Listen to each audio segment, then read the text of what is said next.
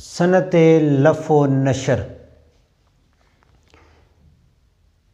لف کا مطلب ہوتا ہے لپیٹنا اور نشر کا مطلب ہوتا ہے پھیلانا۔ شاعر اس کی ڈیفینیشن تعریف کیا ہے کہ شعری اصطلاح میں شعر میں جب شاعر شعر میں کچھ لفظ یا الفاظ کا ذکر کرے اور اسی شعر کے اندر وہ ان الفاظ کو دوسرے مصرعے میں بھی ہو سکتا ہے اور پہلے مصرعے میں بھی انہی الفاظ کی مناسبت سے دوسرے الفاظ لائے۔ شاعر دوبارہ سن لیں کہ شاعر شعر میں ایسے الفاظ کا ذکر کرے، دو ہو سکتے ہیں، تین ہو سکتے ہیں، ایک ہو سکتا ہے، اور اسی شعر میں اسی کی مناسبت سے الفاظ لائے اور پہلے الفاظ کو لپیٹے گا شاعر اور دوسرے الفاظ میں ان کو کیا کرے گا، نشر کر دے گا، پھیلا دے گا، کھول دے گا۔ کہ مثلا تیرے رخسارو قد و چشم کے ہیں عاشق ہزار، گل جدا سرو جدا نرگس بیمار جدا۔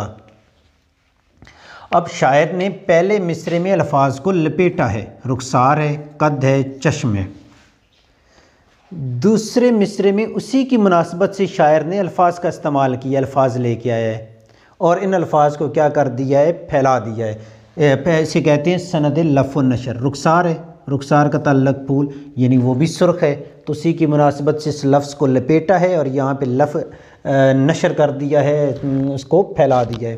گل خوبصورتی، قد سرو چونکہ وہ درخت کا سرو کا پودا ہائٹ پہ ہوتا ہے، اونچا ہوتا ہے، تو اس قد کی مناسبت سے اس لفظ کو شاعر نے لف کیا ہے اور یہاں پہ سرو اسی مناسبت سے لفظ لے کے آیا ہے سرو کو اور نشر کر دیا ہے۔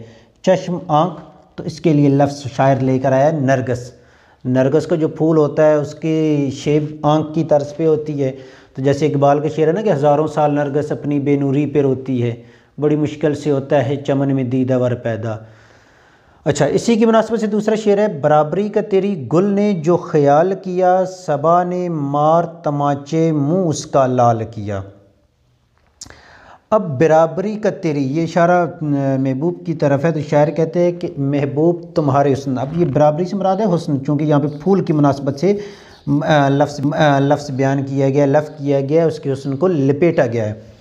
تو کہتے ہیں کہ محبوب تمہارے حسن کا جب پھول نے کیا کیا، مقابلہ اس کی برابری کرنے کی کوشش کی ہے، تو صبا نے مار تماچے منہ اس کا لال کیا، اسی کی مناسبت سے شاعر نے اس لفظ کو کیا کر دیا ہے، نشر کر دیا ہے، پھیلا دیا ہے۔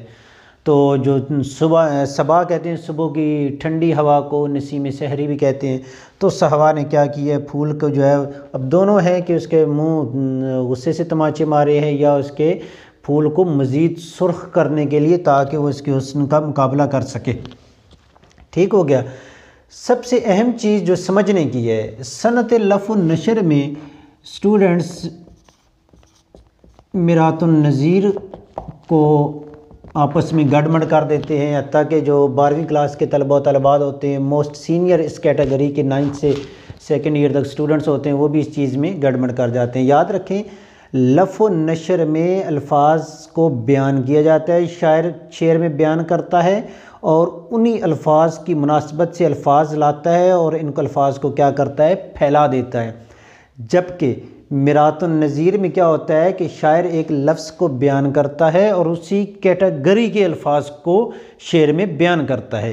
مثلا کہ شاعر چمن کا ذکر کرتا ہے تو اس میں پھول کا، باغ کا، پھول کا، پودوں کا، اس میں خوشبو کا، پتوں کا ذکر کرے گا اسی کیٹیگری کے۔